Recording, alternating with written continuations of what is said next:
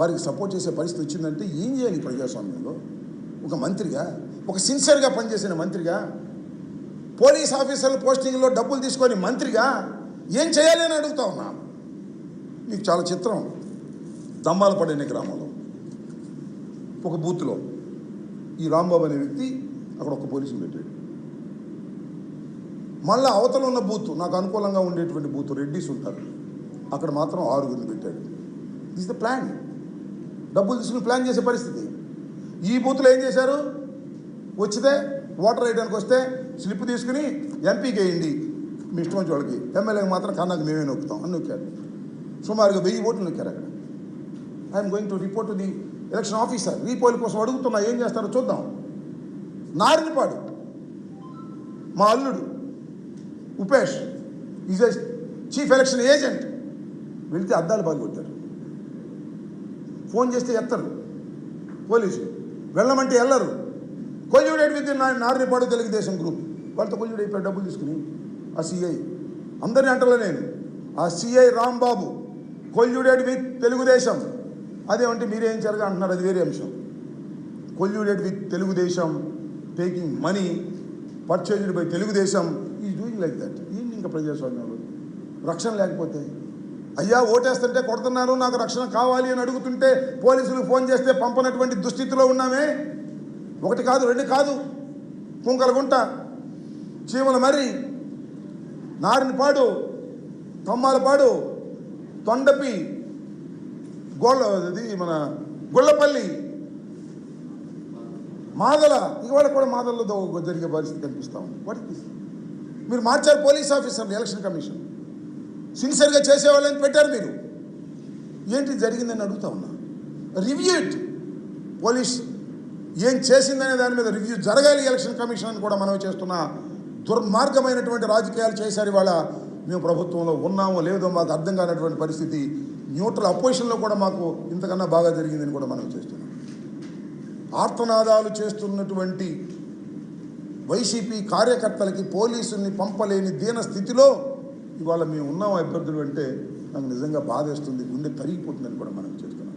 ఇంత దుర్మార్గమైనటువంటి పరిపాలన ఇక్కడ జరిగింది ఈ ఎలక్షన్ కమిషన్ టైంలో అనేది నాకు బాధ.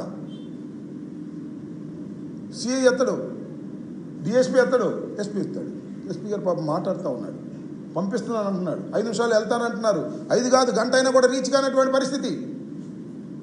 ఇంత దుర్మార్గమైనటువంటి పరిస్థితులు వాళ్ళకి కలగటం చాలా శోచనీయమైనటువంటి, ఇది బాధాకరమైనటువంటి అంశం అని కూడా ఈ సందర్భంగా నేను మనవి చేస్తూ, ఇది నేను మళ్ళా ఎలక్షన్ కమిషన్ నిన్న ఒక స్టేట్మెంట్ ఇచ్చారు, నో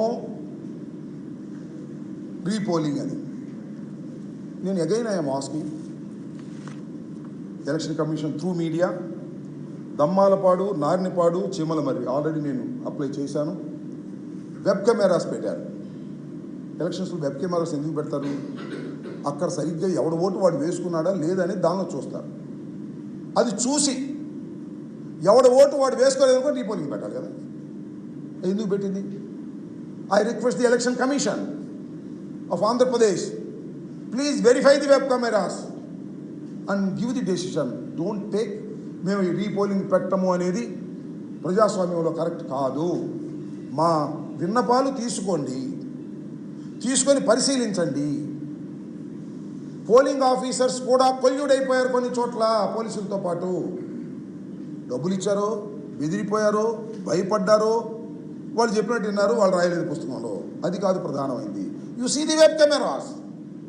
వెబ్ కెమెరాలో చూసి ఎవడి ఓటు వాడు వేసుకుంటే మాకేం అభ్యంతరం లేదు.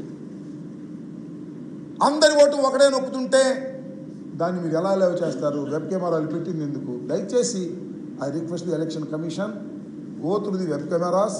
మేము ఎక్కడైతే మేము కంప్లైంట్ ఇచ్చామో అవి ఒక్కసారి వెబ్ కెమెరా చూడండి.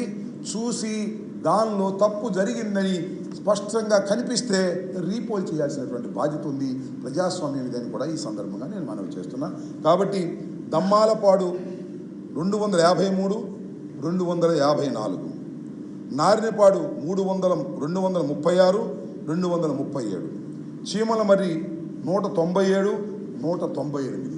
ఈ 6 బూత్స్లో I'm requesting, I'm demanding the election commission to go for a repolling in a short time. ఇవన్నీ కూడా వెబ్ కెమెరాలు చూసి వాళ్ళకి మీరు రీపోల్ చేసే అవకాశం ఇస్తే ప్రజలు మళ్ళీ నిజంగా తమ ఓటు హక్కును వినియోగించుకుంటారు. ఇక్కడ ఓటు హక్కును వాళ్ళు వినియోగించుకోలేదు.